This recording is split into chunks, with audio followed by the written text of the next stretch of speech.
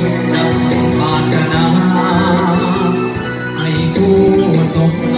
สสมนั้นสมดังตุลาพ่อแม่เพื่อนอุปนาต่างก็มาให้อวยพรใส่จงออกทางให้ยาวมันอย่าไปหันหักกันเก็บเอา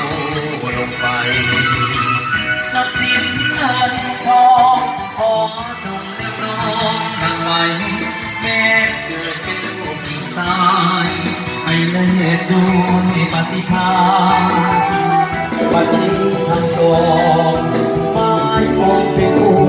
กันแลให้เป็นผัวที่เมียแก่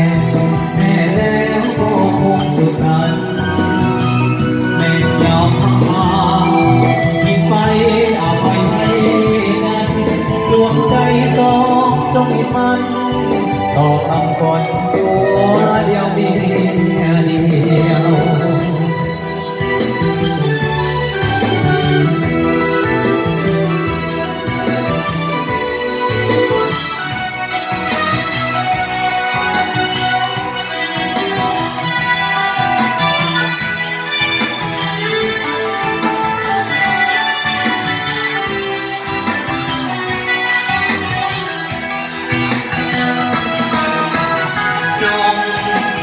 ทำให้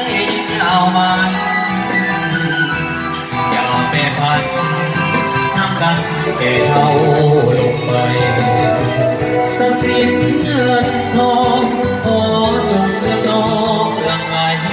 แม้เกิดเป็นลูกหญิงชายให้เลิศโดยปฏิภาณวันที่ทั้งสองไม้ปองเป็นคู่กันแน่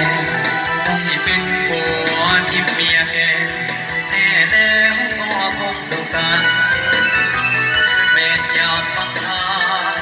คิดไปอภัยให้กันดวงใจสองจงเป็นมันต่อคำขวัญตัวเดียวมีเดียว